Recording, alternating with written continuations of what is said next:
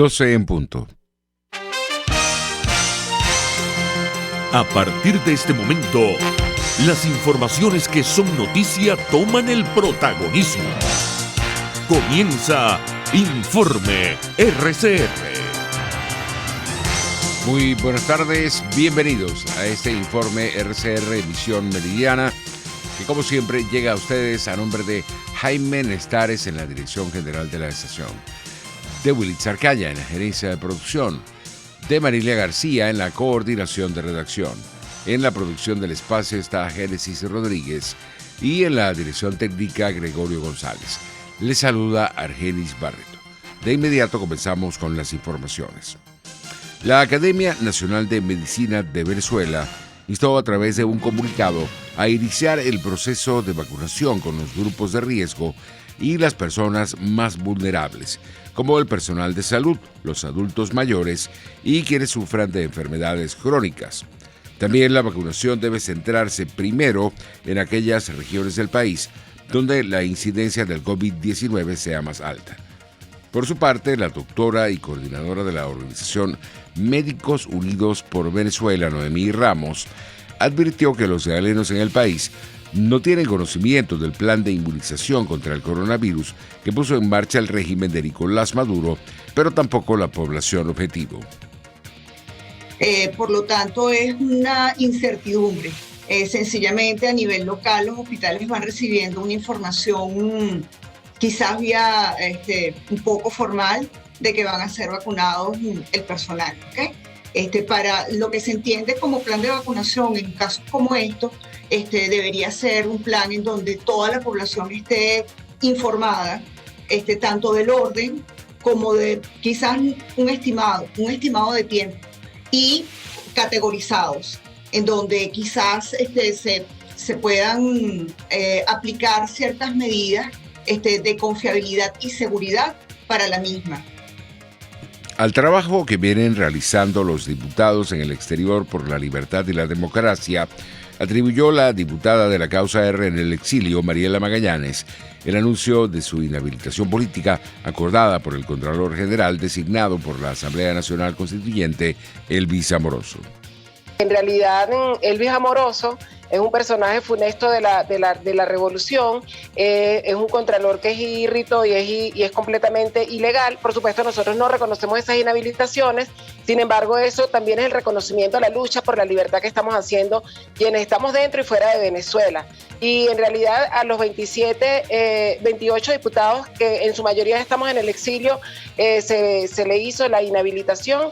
Tampoco para nosotros eso va a hacer que impida que nosotros sigamos trabajando, mucho menos que la inhabilitación venga de un personaje donde más bien a quien tiene que inhabilitar es principalmente a su entorno familiar, particularmente por ser conocido y extraconocido por todos los actos de corrupción que han hecho en todo este periodo de que ellos han estado en el poder.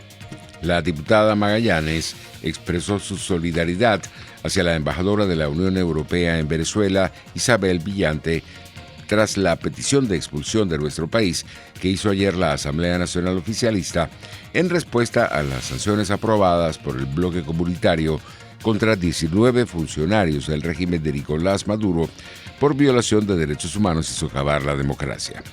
Ellos son los que se han ganado esas sanciones, advirtió la parlamentaria que se encuentra en el exilio.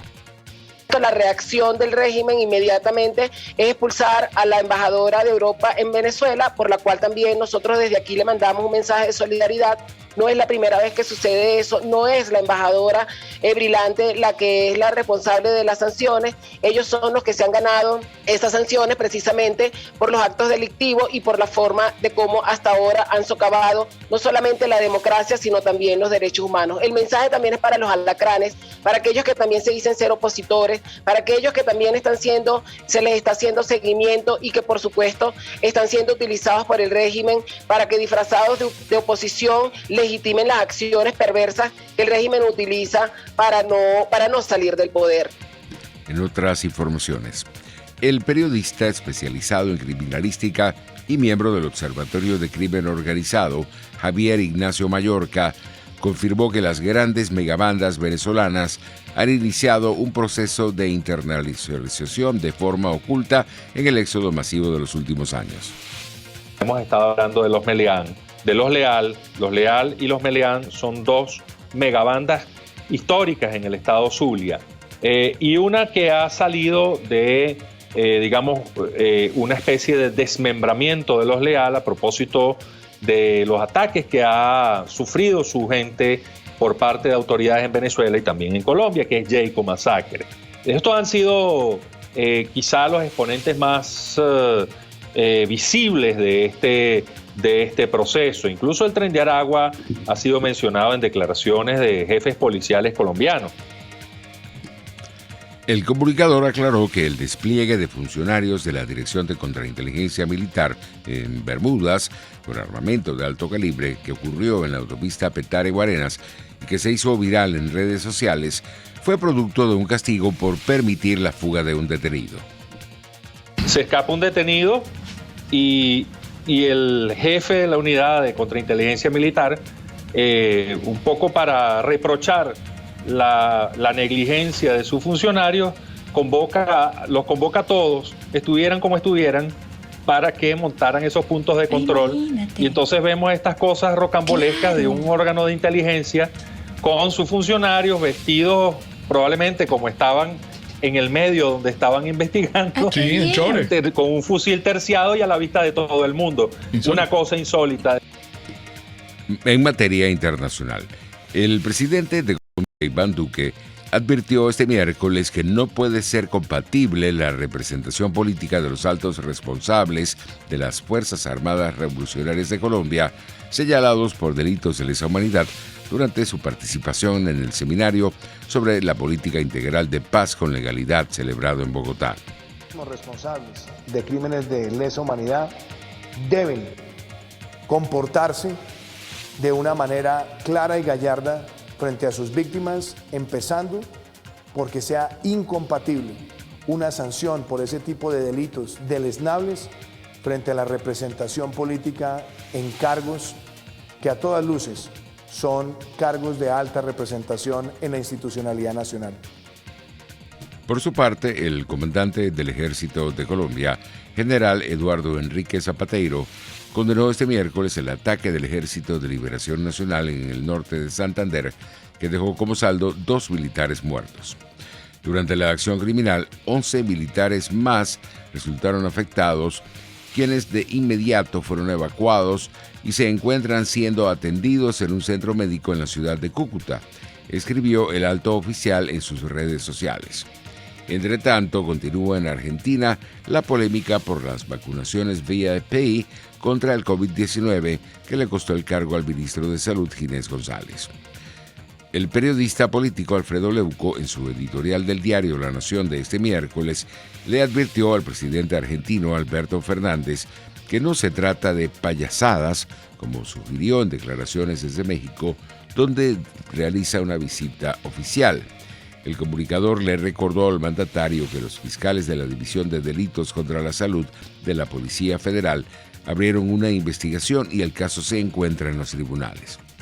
Por su parte, el presidente de Argentina, Alberto Fernández, pidió el martes analizar el papel de la política y las marcadas desigualdades entre sociedades y países que han quedado de manifiesto en el acceso a las vacunas contra el COVID-19 para hacer frente a la pandemia, durante su participación en una sesión solemne en el Senado mexicano.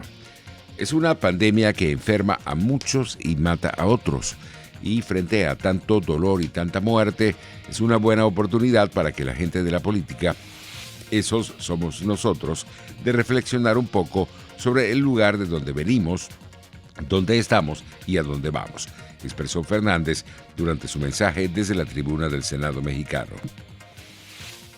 Solo 10 países la disfrutan y el resto pelea tan solo para que cumplan los contratos que firmamos con esos productores. Y así quedamos solos, peleando contra los poderosos una vez más, mendigando una vacuna.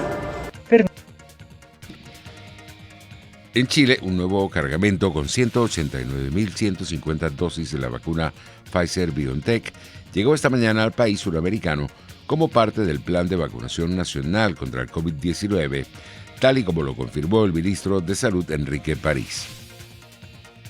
Obviamente, el haber recibido hoy día un nuevo cargamento de Pfizer nos deja muy contentos. Con esto hemos superado las 500.000 dosis ya de Pfizer-BioNTech y hemos recibido 3.836.000 dosis también de Sinovac. Mañana recibimos 2 millones más de Sinovac y el viernes otros 2 millones de Sinovac. Por lo tanto, vamos a recibir 4 millones más las que hemos recibido hoy día de Pfizer-BioNTech. Por lo tanto, creo que la población tiene que estar segura de que va a recibir las dosis de vacuna correspondientes. Entre tanto, España confirmó la compra de 136 millones de dosis de la vacuna contra la COVID-19 procedentes de 5 farmacéuticas: Pfizer, AstraZeneca, Moderna, Janssen y CureVac. El presidente del gobierno español, Pedro Sánchez, actualizó hoy en el Congreso la cifra sobre adquisición de dosis contra el coronavirus durante su comparecencia este miércoles en el Pleno del Congreso para informar de la actual situación de la pandemia y la aplicación del estado de alarma. Por su parte, una corte alemana dictó este miércoles una sentencia histórica contra un exagente sirio por tortura. El juicio y su sentencia son los primeros que se ejecutan a nivel mundial para condenar los crímenes ocurridos bajo el régimen del presidente Bashar al-Assad. La justicia alemana sentenció este miércoles 24 de febrero a Ayad al-Gharib como culpable de haber sido cómplice en el ejercicio de tortura, delito considerado de lesa humanidad. El exmiembro de los servicios secretos sirios deberá cumplir una pena de 4 años y medio de cárcel por haber participado en septiembre u octubre de 2011 en el arresto y encarcelamiento de al menos 30 manifestantes en un centro de detención secreto del régimen sirio. La sentencia contra al-Gharib crea un precedente por ser el primero en el mundo en que se juzga por delitos de lesa humanidad a miembros del régimen sirio. Al condenado, de 44 años, se le imputaba complicidad en el transporte de prisioneros y la aplicación sistemática de tortura en ese lugar. Pasamos a la materia económica. El gobierno de Japón aprobó este miércoles un proyecto legislativo para ratificar la Asociación Económica Integral Regional, el mayor tratado de libre comercio del mundo, y lo calificó como la fundación para el comercio en Asia. La medida, adoptada hoy por el Ejecutivo nipón, supone un paso más hacia la implementación del pacto cerrado el pasado noviembre en una cumbre virtual de 15 países de la región Asia-Pacífico, entre los que además de Japón, la tercera economía mundial, estaba China, la segunda. El pacto deberá ser en última instancia respaldado por el Parlamento de Japón, algo que se espera que tenga lugar en una fecha temprana y antes de que termine la actual sesión parlamentaria el próximo junio, según dijo este miércoles en rueda de prensa el ministro nipón de Comercio, Hiroshi Kajiyama. Los precios internacionales del petróleo recuperaban terreno en horas del mediodía. El WTI de referencia en Estados Unidos se ubicaba en $62.03, mientras el Brent de referencia en Europa se cotizaba en $65.93. En materia deportiva, el golfista norteamericano Tiger Woods, que este martes sufrió un accidente de tráfico cerca de Los Ángeles, fue sometido a una larga cirugía por sus lesiones en el pie, tobillo, la tibia y el peroné de su pierna derecha, eso lo informó su equipo de comunicación en su cuenta oficial de Twitter. Woods ha sido sometido a una larga cirugía en la parte inferior de la pierna derecha y el tobillo, después de ser llevado al hospital, señaló el equipo de Woods en un comunicado difundido en esa red social. En otras noticias, la presencia del veterano pivot DeMarcus Cousins en los Rockets de Houston llegó a su final el martes después de que ambas partes acordaran su salida del equipo. La medida se produjo después de que se tomara una decisión mutua entre el equipo y Cousins, según informaron anoche los Rockets. Cousins, cuyo salario mínimo de veteranos de 2,3 millones fue garantizado por los Rockets la semana pasada como muestra de gratitud, explorará el interés de otros equipos. Así estamos llegando al final de esta emisión meridiana. Los esperamos para nuestra emisión vespertina. Hasta entonces.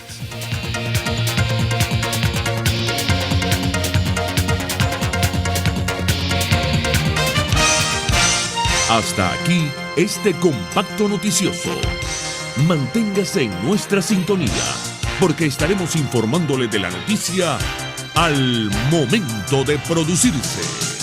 RCR 750 AM.